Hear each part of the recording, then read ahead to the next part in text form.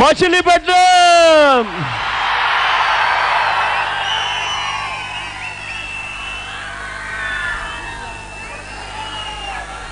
ఇలా కన్నులెత్తి చూస్తే ఎక్కడ ఖాళీ స్థలం కనిపించడం లేదు. పైన చూస్తే ఎండాకాలం మిట్ట మధ్యాహ్నం 12 దాటింది. అయినా కూడా ఇవేమీ కూడా లెక్క చేయడం లేదు. చిక్కటి చిరునవ్వులతోనే ఆప్యాయతలు చూపిస్తా ఉన్నారు, ప్రేమానురాగాలు పంచి పెడతా ఉన్నారు, ఆత్మీయతను చూపిస్తా ఉన్నారు. మీ అందరి ఆప్యాయతలకు, మీ అందరి ప్రేమానురాగాలకు, మీ అందరి ఆత్మీయతలకు, ప్రతి అక్కకు, ప్రతి చెల్లెమ్మకు,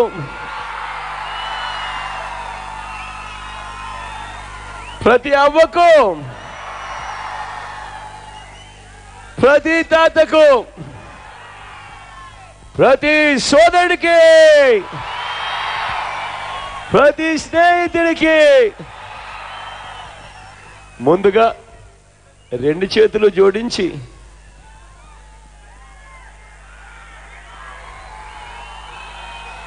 శిరస్సు వంచి పేరు పేరున హృదయపూర్వకంగా కృతజ్ఞత తెలుపుకుంటా ఉన్నాను.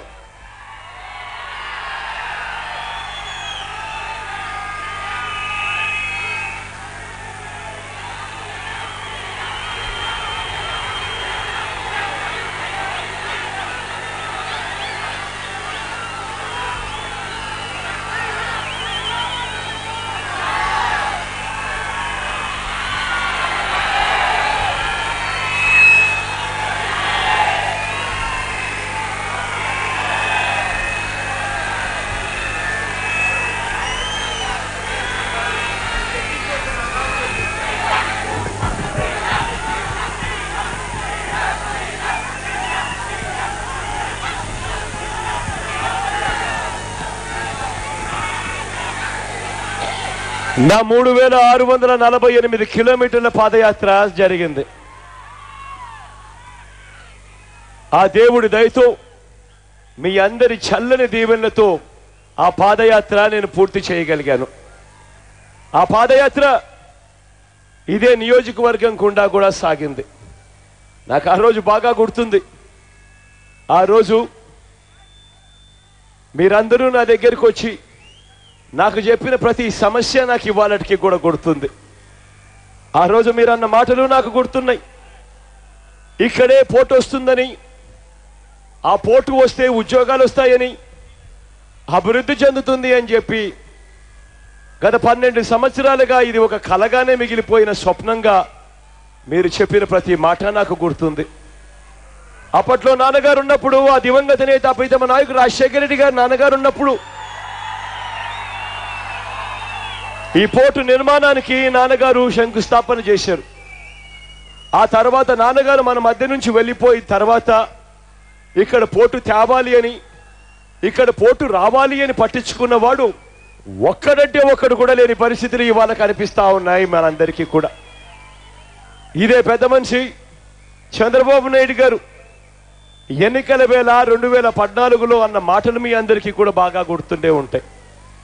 అప్పట్లో పోర్టు కోసం 4800 ఎకరాలు భూసేకరణ చేయడం కోసం ఒక అడుగు ముందుకు వేస్తే, అప్పట్లో చంద్రబాబు నాయుడు గారు అన్న మాటలు, పోర్టుకు 4800 ఎకరాలు ఎందుకు, 1800 ఎకరాల ప్రభుత్వ భూమిలోనే పోర్టు కట్టేసేయచ్చు కదా, 4800 ఎకరాల భూములు ఎందుకు అని చెప్పి ఇదే పెద్ద మనిషి చంద్రబాబు నాయుడు గారు తాను అధికారంలోకి వస్తానే ఈ 1800 ఎకరాల్లోనే పోర్టు కట్టించి ఇక్కడ నిర్మాణం చేస్తాను అని చెప్పి ప్రతి ఊరికి వెళ్ళి ప్రతి గ్రామంలోనూ మైకు పట్టుకొని చెప్పిన మాట ఒక్కసారి గుర్తుకు తెచ్చుకోమని అడుగుతా ఉన్నా. ఇదే పెద్ద మనిషి ఎన్నికలైపోయాయి, ప్రజలతో పదైపోయింది. ఆ తర్వాత ఈ పెద్ద మనిషి ముఖ్యమంత్రిగా ప్రమాణ స్వీకారం చేశాడు. ముఖ్యమంత్రిగా ప్రమాణ స్వీకారం చేసిన వెంటనే ఏమైంది, 1800 ఎకరాలు పోయింది, 4800 ఎకరాలు పోయింది, ఈయన ఇచ్చిన నోటిఫికేషన్ 33,000 ఎకరాలకు నోటిఫికేషన్ ఇచ్చాడు ఈ పెద్ద మనిషి చంద్రబాబు నాయుడు గారు. ఈ పెద్ద మనిషి 2015లో ఈ పెద్ద మనిషి 33,000 ఎకరాలకు నోటిఫికేషన్ ఇస్తూ రాత్రికి రాత్రి జీవో జారీ చేశాడు. ఇదే పెద్ద మనిషి కేంద్ర ప్రభుత్వం 2013 భూసేకరణ చట్టాన్ని సవరిస్తూ ఇచ్చిన ఆర్డినెన్సు ఆ గడువు ఒక్క రోజులో ముగుస్తుందనగా ఈ పెద్ద మనిషి హడావిడిగా రాత్రికి రాత్రి 33,000 ఎకరాలను నోటిఫై చేశాడు. ఆ రోజు నుంచి ఈ రోజు వరకు నోటిఫై చేశాడు కాబట్టి రైతన్నలు ఈ భూములు కనీసం పెళ్లికి కట్నంగా కనీసం తమ కూతుర్లకు కూడా ఇచ్చుకోలేని పరిస్థితిలో ఇవాళ రైతన్నలు ఉన్నారు. రైతన్నలు పెళ్లి చేసుకోవాలి అనంటే, వాళ్ళ ఇళ్లలో పెళ్లిళ్ళు కావాలంటే కనీసం పెళ్లిళ్ళు చేసుకునే దానికి కనీసం ముందుకు కూడా రాని పరిస్థితిలో ఇవాళ రైతన్నలు ఉన్నారు. ఆ రైతన్నలు వ్యవసాయం చేసుకోవాలంటే బ్యాంకు లోన్లు కూడా కనీసం పుట్టని పరిస్థితిలో ఆ రైతన్నలు 3 సంవత్సరాలుగా 2015 నుంచి ఇప్పటిదాకా అదే పరిస్థితిలో ఉన్నారు. ఇటువంటి దారుణమైన పరిస్థితిలో నేను కూడా వచ్చా. ఒకసారి కాదు, 2 సార్లు కాదు, 3 సార్లు మీ దగ్గరికి వచ్చా. ప్రతిసారి వచ్చి మీ అందరికీ కూడా నేను ఆ రోజు చెప్పా, నేను ఉన్నాను అని చెప్పి ఆ రోజు మీ అందరికీ కూడా భరోసా ఇచ్చా. ఆ ప్రతి రైతన్నకు నేను ఇవాళ చెప్తా ఉన్నాను, 33,000 ఎకరాలు అవసరం లేదు. కేవలం అదే 4,800 ఎకరాల కన్నా 1 ఎకరా కూడా ఎక్కువ తీసుకునే కార్యక్రమం జరగదు అని ప్రతి రైతన్నకు నేను హామీ ఇస్తా ఉన్నా. ఆ తర్వాత వాళ్ళ భూముల్లో రైతన్నలు ఏం చేసుకుంటారు అన్నది ఆ రైతన్నల ఇష్టం. అదే వాళ్ళ ఇష్టానికే వదిలిపెట్టాలే కానీ ప్రభుత్వం బలవంతంగా భూములు తీసుకోవడం అన్నది అన్యాయమైన విషయము అని చెప్పి మొదటి నుంచి మేము చెప్తానే ఉన్నాం. దానికి పూర్తిగా కట్టుబడి ఉంటారని చెప్పి మీ అందరికీ కూడా హామీ ఇస్తా ఉన్నా. రేపొద్దున దేవుడు ఆశీర్వదించి మనందరి ప్రభుత్వం అధికారంలోకి వచ్చిన తర్వాత ఖచ్చితంగా జరుగుతుందని చెప్తా ఉన్నా. ప్రకాశం బ్యారేజ్ నుంచి వస్తున్న నీళ్లు బందర్ వరకు రావడం లేదని 5 ఏళ్లగా 2 పంటలకు కనీసం 1 పంట కూడా సరిగ్గా పండని పరిస్థితి కనిపిస్తా ఉంది అని చెప్పి రైతన్నలు అన్న ప్రతి మాట నాకు గుర్తుంది. ఆ రోజుల్లో నాన్నగారి హయాంలో కృష్ణా డెల్టా ఆధునీకరణ కోసం పనులు మొదలుపెట్టి ఆ తర్వాత నాన్నగారు చనిపోయిన తర్వాత ఆ కృష్ణా డెల్టా ఆధునీకరణను పూర్తిగా గాలి కొదిలేసిన పరిస్థితులు కూడా కనిపిస్తా ఉన్న పరిస్థితులు కూడా మనం అంతా చూస్తా ఉన్నాం. ఒకవైపున రైతన్నలకు నీళ్ళందక పంటలు పండని పరిస్థితి కనిపిస్తా ఉంది. మరోవైపున రైతన్నలకు కాస్తో కూస్తో పంట పండితే ఆ పంటలకు గిట్టుబాటు ధరలు కూడా రాని పరిస్థితులు ఇవాళ కనిపిస్తా ఉన్నాయి. వరికేమో కనీస మద్దతు ధర 1,750 రూపాయలు, కానీ రైతన్నకు వరి పంట చేతికొచ్చేసరికి ఆ రైతన్న కనీసం 1,200 రూపాయలు కూడా రాని పరిస్థితి కనిపిస్తా ఉంది. మీ అందరి సమక్షంలో జరుగుతా ఉంది. ఇంతటి దారుణంగా చంద్రబాబు నాయుడు గారి పరిపాలనలో పాలన సాగుతా ఉంది. మినుములు చూస్తే కనీస మద్దతు ధర 5,600 రూపాయలు అంటారు.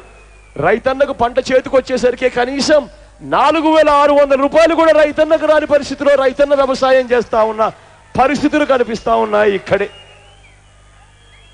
మచిలీపట్నంలో చివరికి ప్రజలకు చేసింది ఏమీ లేదు, కానీ ఇక్కడ జరుగుతా ఉన్న భూ కబ్జాలు, ఇక్కడ జరుగుతా ఉన్న అన్యాయాల గురించి మాత్రం కథలుగా ప్రజలు చెప్పుకొచ్చారు. ఇక్కడ భూ కబ్జాలు శ్మశానాలు వదిలిపెట్టడం లేదు, చివరికి బహిరంగ టాయిలెట్లు కూడా వదిలిపెట్టుకోకుండా భూ కబ్జాలు చేసే పరిస్థితి గురించి ప్రజలు చెప్పుకొచ్చిన మాటలు నాకు ఇంకా గుర్తున్నాయి. చివరికి బెల్ సంస్థ కోసం 25 ఎకరాల్లో ఇప్పుడు అవినీతి ఫ్లాట్లు ఇవాళ కట్టడం మొదలు పెడతా ఉన్న పరిస్థితులు చూస్తా ఉన్నాం. మీ అందరికీ నేను ఒకటే చెప్తా ఉన్నా, ఎవరైనా కూడా పేదవాడితో జీవితంతో చెలగాటలాడే వ్యక్తులను నిజంగా అవినీతి పనులను కూడా కాదు అనాల్సింది, అవినీతి రాక్షసులు అని చెప్పి అనాలా ఎవరినైనా కూడా.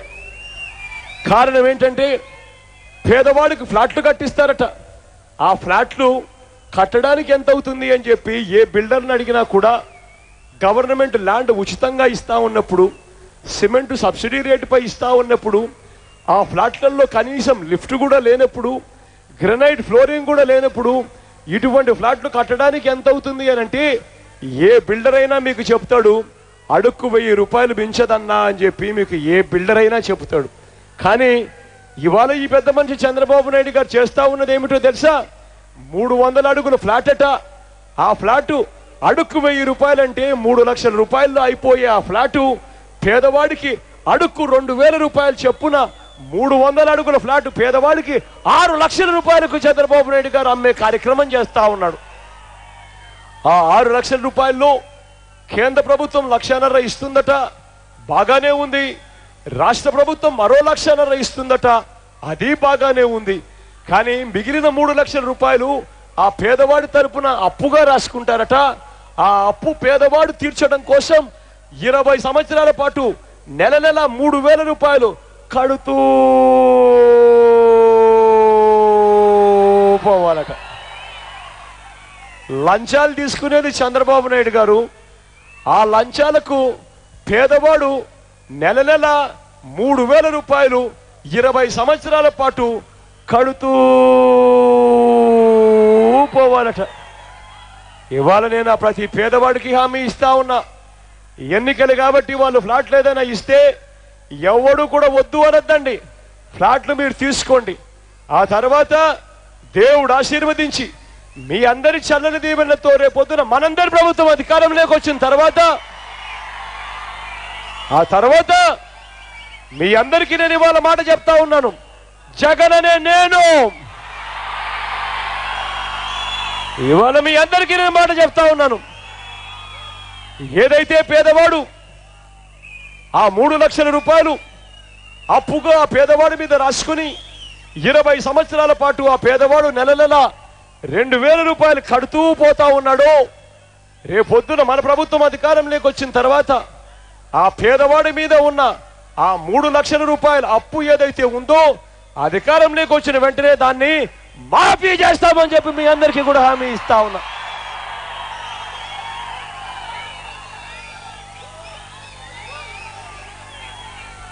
ఒకసారి మీ అందరికీ గుర్తుండే ఉంటుంది, నాన్నగారి హయాంలో ఒక్కసారి గుర్తుకు తెచ్చుకోండి.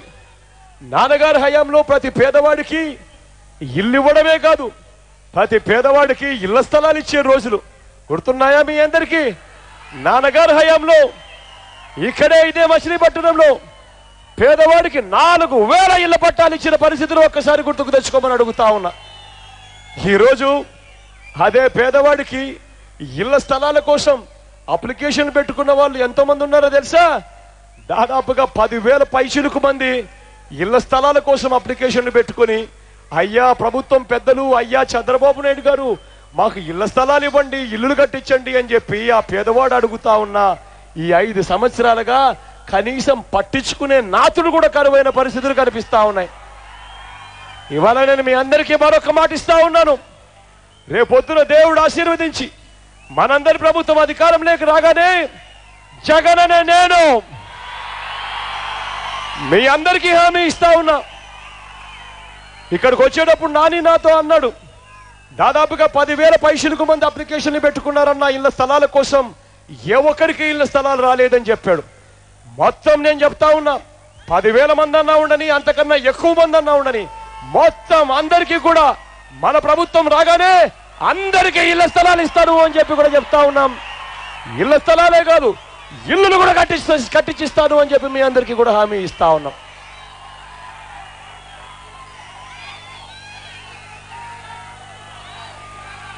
ఇదే మచిలీపట్నంలో దాదాపుగా 1000 మంది రోల్ గోల్డ్ నగల తయారీ మీద ఆధారపడి బతుకుతా ఉన్నారు. ఇన్ని వేల మంది రోల్ గోల్డ్ తయారీ మీద ఆధారపడి బతుకుతా ఉన్నారు అని దీని ప్రాధాన్యతను గుర్తించి అప్పట్లో నాన్నగారు పోతేపల్లిలో 42 ఎకరాలలో ఇమిటేషన్ జ్యువెలరీ పార్కును కూడా ఏర్పాటు చేశారు. ఆ పార్కుకు అవసరమైన కనీసం నీటిని కూడా ఇవ్వలేని అధ్వానమైన పరిస్థితిలో ఈ 5 సంవత్సరాల చంద్రబాబు నాయుడు గారి పరిపాలన ఇవాళ సాగుతా ఉంది. చివరకు గతంలో నాన్నగారి హయాంలో కరెంటు ఛార్జీలు ₹3.75 ఉంటే అక్కడ ఇప్పుడు రూపాయల నుంచి 9 రూపాయలు వసూలు చేస్తా ఉన్నారు ఆ కరెంటు ఛార్జీలు. ఏ రకంగా వీళ్ళంతా కూడా బతకగలుగుతారు? దాదాపుగా దాని మీద బతుకుతా ఉన్న వాళ్ళు 50,000 మంది పైచిలుకు మంది దాని మీద బతుకుతా ఉన్నారు.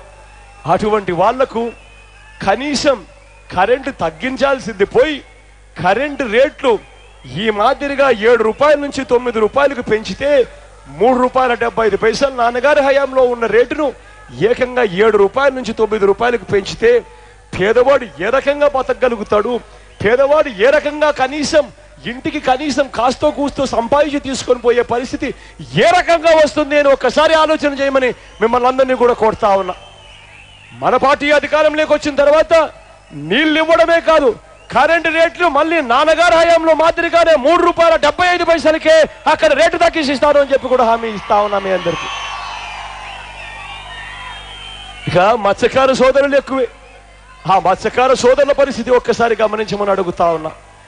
ఏప్రిల్ 15 నుంచి జూన్ 14 దాకా మత్స్యకారులకు వేట హాలిడే అంటారు. ఆ వేట హాలిడే డిక్లేర్ చేసినప్పుడు వేట సమయంలో సెలవు డిక్లేర్ చేసినప్పుడు ₹4,000 ప్రతి కుటుంబానికి ఇస్తామన్నారు. ఎంతమందికి ₹4,000 ఇచ్చారు అని అడుగుతా ఉన్నాను ఇక్కడ ఈ మత్స్యకార సోదరులకు. తూతూ మంత్రంగా ఇచ్చామంటే ఇచ్చామన్నట్టుగా తూతూ మంత్రంగా ఇస్తామన్న పరిస్థితి కనిపిస్తా ఉంది. ఈ పరిస్థితిని కూడా పూర్తిగా మారుస్తామని చెప్తా ఉన్నా. రేపొద్దున దేవుడు ఆశీర్వదించి మీ అందరి చల్లని దీవెనతో రేపొద్దున మనందరి ప్రభుత్వం అధికారంలోకి వచ్చిన తర్వాత ఆ ప్రతి మత్స్యకార సోదరుడికి కూడా నేను ఇవాళ చెప్తా ఉన్నాను, రేపొద్దున మన ప్రభుత్వం అధికారం వచ్చిన తర్వాత ఆ వేట విరామం సమయంలో ₹4,000 తూతూ మంత్రంగా ఇచ్చేదాన్ని ₹10,000 తీసుకొని పోతాము అని చెప్తా ఉన్నాను. ₹10,000 తీసుకొని పోవడమే కాదు, ప్రతి కుటుంబానికి తూతూ మంత్రంగా కాదు, ప్రతి కుటుంబం దగ్గరికి వచ్చి గ్రామ వాలంటీర్ తలుపు తట్టి గ్రామ సెక్రటేరియట్ తో అనుసంధానమై ప్రతి ఇంటికి కూడా డోర్ డెలివరీ చేసిపోతాడు అని చెప్పి కూడా హామీ ఇస్తా ఉన్నాం మీ అందరికీ కూడా.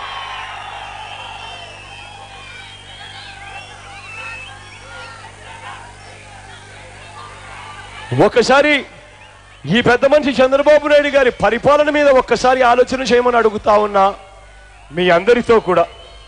ఈ 5 సంవత్సరాల చంద్రబాబు నాయుడు గారి పరిపాలనలో మనం చూస్తున్నది ఏమిటి అని ఒక్కసారి మీరంతా కూడా ఆలోచన చేయమని అడుగుతా ఉన్నా. ఈ 5 సంవత్సరాలలో చంద్రబాబు నాయుడు గారి ప్రభుత్వంలో ప్రతి అడుగులోనూ మనం చూసింది ఏమిటి అంటే మోసం మోసం మోసం అన్న 3 పదాలు కనిపిస్తాయి ఈ 5 సంవత్సరాల చంద్రబాబు నాయుడు గారి పరిపాలనలో.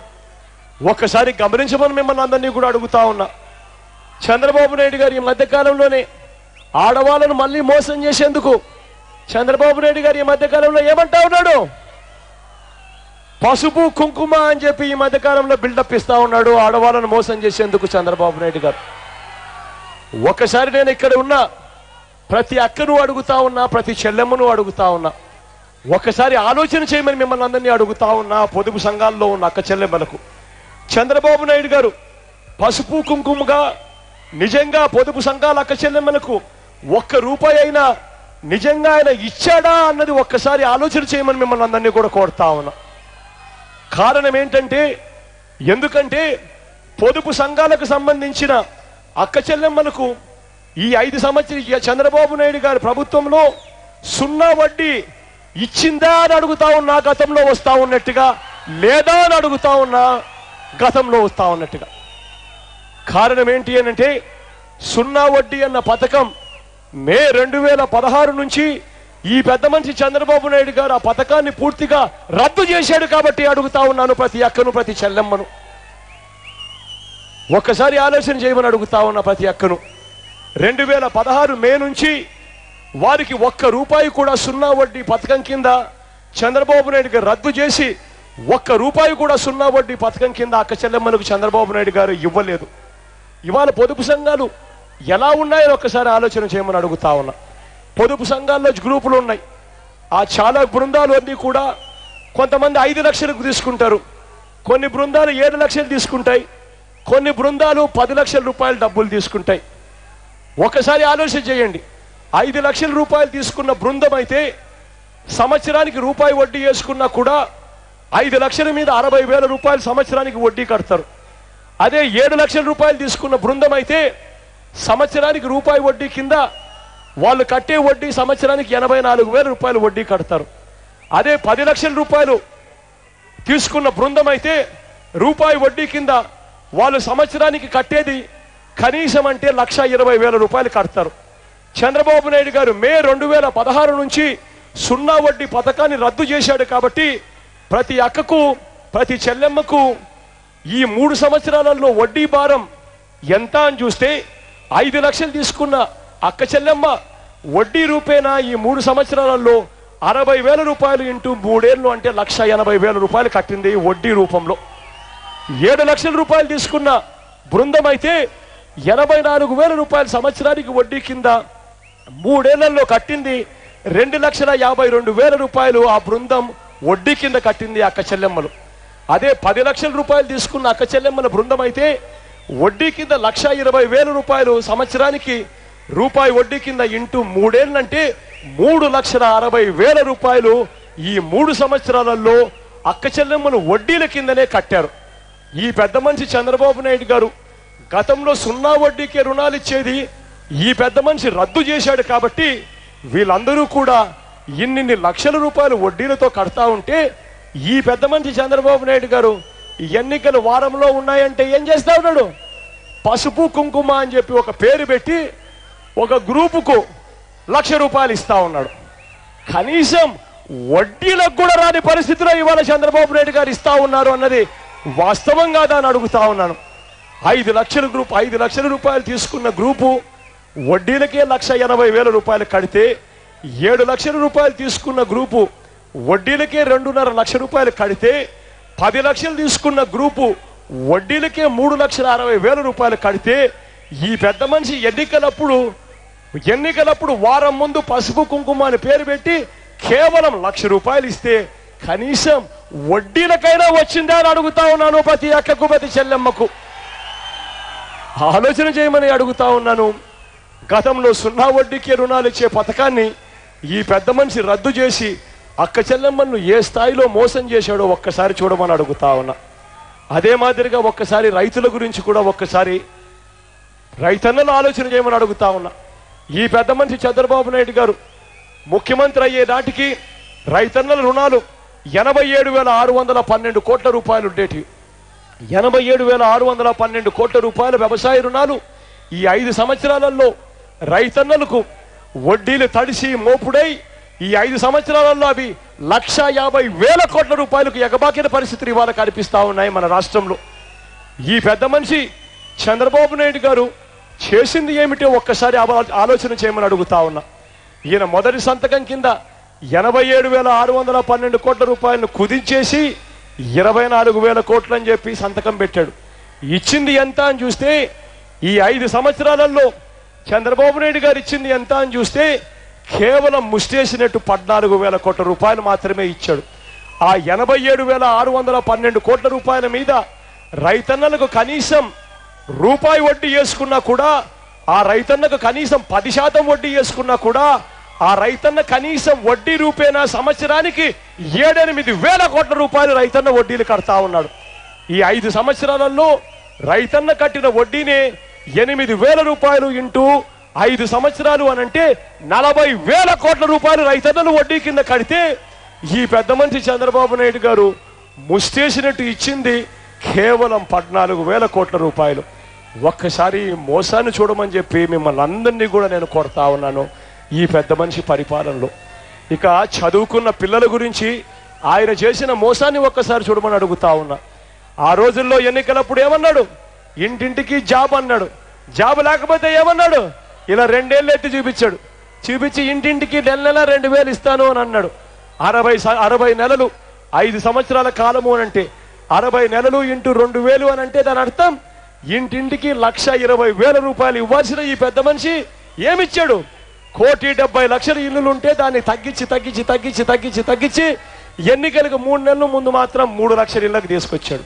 తగ్గించి ఆ తర్వాత ఏం చేశాడు? ఆ 3 నెలల కాలానికి 2,000 రూపాయల నిరుద్యోగ వృత్తిని తగ్గించి 1,000 రూపాయలు చేశాడు. అంటే ప్రతి ఇంటికి 1,20,000 రూపాయలు ఇవ్వాల్సి ఉండొచ్చు. ఈ పెద్ద మనిషి మాట చెప్పిన పెద్ద మనిషి ఎన్నికలు వచ్చేసరికి 3 లక్షల మందికి మాత్రమే 3,000 రూపాయలు ఇచ్చి వాళ్ళను కూడా మోసం చేసిన పరిస్థితులు ఒక్కసారి గమనించమని కోరుతా ఉన్నా మీ అందరితో. ఈ పరిస్థితులన్నీ కూడా పూర్తిగా మారాలి. ఒక్కసారి గమనించండి అని అడుగుతా ఉన్నా. ఇది ఈ పెద్ద మనిషి చంద్రబాబు నాయుడు గారు 2014లో ఈ మాదిరిగా ఎన్నికల మేనిఫెస్టో ఇచ్చాడు. 2014లో ఈ మాదిరిగా చంద్రబాబు నాయుడు గారు ఎన్నికల ప్రణాళిక అని మేనిఫెస్టో అని చెప్పి ఈ మాదిరిగా ఇచ్చాడు చంద్రబాబు నాయుడు గారు. 70 ఏళ్ళ ముసలాయన కానీ బాగా మేకప్ గీకప్ వేసి 25 ఏళ్ళ పిల్లల మాదిరి ఫోటోలు పెట్టుకొని ఈ మాదిరిగా బిల్డప్ ఇచ్చి 2014లో ఈ మాదిరిగా ఎన్నికల ప్రణాళిక ఇచ్చాడు. ఇచ్చిన తర్వాత ఇందులో నేను ఎక్కువ చదవను, కేవలం ఒకే ఒక పేజీ చదువుతా, ఎందుకంటే ఎక్కువ సమయం తీసుకోకూడదు కాబట్టి.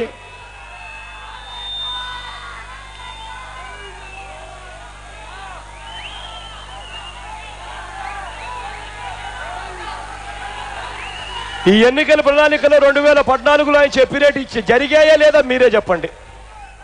వ్యవసాయ రుణాలు మాఫీ జరిగిందే అని అడుగుతా ఉన్నాను మీ అందరితో కూడా నేను. 5,000 కోట్ల రూపాయలతో ధరల స్థిరీకరణ నిధి జరిగిందే అని అడుగుతా ఉన్నాను మీ అందరితో కూడా నేను. పొదుపు సంఘాల రుణాలు, డాక్రా రుణాలు మాఫీ అయ్యిందే అని అడుగుతా ఉన్నాను. అక్క అయిందక్క, 1 రూపాయి అయినా అయిందక్క. మహిళలకు భద్రత, ప్రత్యేక పోలీస్ వ్యవస్థ వచ్చిందా అని అడుగుతా ఉన్నా మీ అందరితో కూడా నేను. ఆపదలో ఉన్న మహిళ సెల్ ఫోన్ చేస్తే చాలు 5 నిమిషాల్లో సహాయం అందించగల వ్యవస్థ వచ్చిందా అని అడుగుతా ఉన్నా. అక్క వచ్చిందా?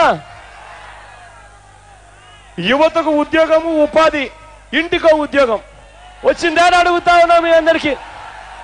వచ్చిందా అక్క? గుడిసెలు లేని ఆంధ్రప్రదేశ్ కనిపించిందా అని అడుగుతా ఉన్నా మీ అందరికీ. అక్క కనిపించిందా? పేద పిల్లలకు కేజీ నుంచి పీజీ వరకు ఉచిత విద్య వచ్చిందా అని అడుగుతా ఉన్నా మీ అందరికీ. అక్క వచ్చిందా? వచ్చిందా అక్క? ఎన్టీఆర్ సుజల శ్రవంతి పథకం, ఇంటింటికి 2 రూపాయలకే 20 లీటర్ మినరల్ వాటర్ వచ్చిందా అన్న? వచ్చిందా అక్క? అవినీతి రహిత సుపరిపాలన జరిగిందా అని అడుగుతా ఉన్నా అన్న. ఒక్కసారి ఆలోచన చేయండి, ఒక్కసారి ఆలోచన చేయండి. ఇది 2014లో ఈ చంద్రబాబు నాయుడు గారు ఇచ్చిన ఎన్నికల ప్రణాళిక. మళ్ళీ ఇదే మాదిరిగానే మళ్ళీ మోసం చేస్తూ 2019లో మళ్ళా అదే ఫోటో, మళ్ళా ఎన్నికల ప్రణాళిక అదే ఫోటో. దీంట్లో ఏమంటాడు? దీంట్లో మొదటి పేజీలోనే చంద్రబాబు నాయుడు ఏమంటాడో తెలుసా? 2014 మేనిఫెస్టోలో మిగతా హామీలన్నీ కూడా ప్రణాళికాబద్ధంగా 5 ఏళ్లలో పూర్తిగా అమలు చేశారంట. పూర్తిగా అమలు అయ్యాయని అడుగుతా ఉన్నాను.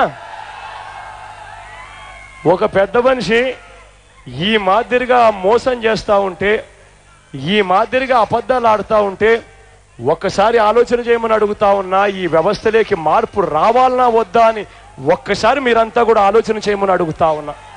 ఏదైనా రాజకీయ నాయకుడు మైకు పట్టుకొని ఫలానిది చేస్తాను అని చెప్తే ఆ రాజకీయ నాయకుడు ఆ చెప్పింది ఎన్నికల ప్రణాళిక మేనిఫెస్టోలో పెట్టి ప్రజలను ఓటడిగి ఆ తర్వాత గెలిచిన తర్వాత ఆ రాజకీయ నాయకుడు అది చేయకపోతే తన పదవికి తాను రాజీనామా చేసి ఇంటికి వెళ్ళిపోయే పరిస్థితి తీసుకొని రావాలి. ఈ వ్యవస్థలోకి అటువంటి మార్పు తీసుకుని రమ్మని చెప్పి మిమ్మల్ని అందరినీ కూడా కోరుతూ, ఈ చెడిపోయిన ఈ వ్యవస్థలోకి మార్పు తీసుకొని మిమ్మల్ని అందరినీ కూడా కోరుతూ, ఈ చెడిపోయిన వ్యవస్థకు వ్యతిరేకంగా ఓటేయమని చెప్పి మిమ్మల్ని అందరినీ కూడా 2 చేతులు జోడించి పేరున ప్రాధేయపడతా ఉన్నా. మన నవరత్నాల్లో మనం చెప్పిన ప్రతి అంశము ప్రతి పేదవాడి ఇంటికి తీసుకొని పోండి. నవరత్నాల్లో మనం చెప్పిన ప్రతి అంశము ప్రతి రైతన్న ఇంటికి తీసుకొని పోండి. తీసుకొని పోయి నవరత్నాలతో జీవితాలు ఎలా బాగుపడతాయో ఒక్కసారి ప్రతి అక్కకు, ప్రతి చెల్లెమ్మకు, ప్రతి అవ్వకు, ప్రతి తాతకు కూడా చెప్పమని చెప్పి మిమ్మల్ని అందరినీ కూడా మనస్ఫూర్తిగా 2 చేతులు జోడించి పేరున కోరుతా ఉన్నాను.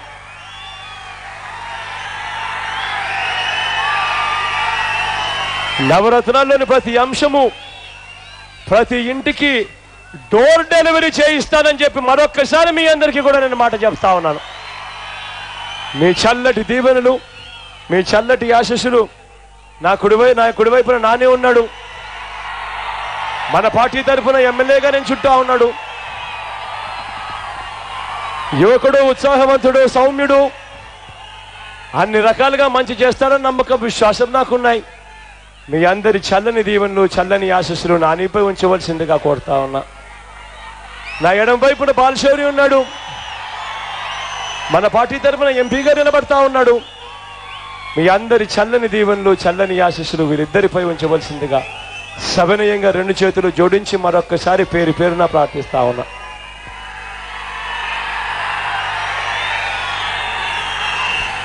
మన పార్టీ గుర్తు తెలియని వాళ్ళు ఎవరైనా ఉంటే ఒకసారి గుర్తును చూపిస్తా, దయ ఉంచి చూడవలసిందిగా కోరుతా ఉన్నా.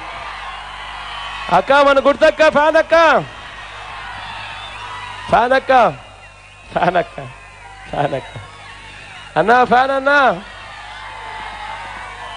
ఫ్యాన్ అన్నా, అక్క ఫ్యాన్ అక్క, ఫ్యాన్ అక్క, అవ్వా ఫ్యాన్ కుడతావా, ఫ్యాన్ కుడతావా మంది అక్క, ఫ్యాన్ అక్క, అన్నా ఫ్యాన్ అన్నా, అన్నా ఫ్యాన్ అన్నా, అక్క ఫ్యాన్ అక్క, అవ్వా ఫ్యాన్ అవ్వా, అన్నా ఫ్యాన్ అన్నా, ఫ్యాన్ అన్నా, ఫ్యాన్ అక్క, ఫ్యాన్ అన్నా, ఫ్యాన్ అన్నా, అక్క ఫ్యాన్ అక్క, ఫ్యాన్ అన్నా, అలాగే ఫ్యాన్ అన్నా, ఫ్యాన్ అవ్వా, ఫ్యాన్ అవ్వా, ఫ్యాన్ అమ్మా, అన్నా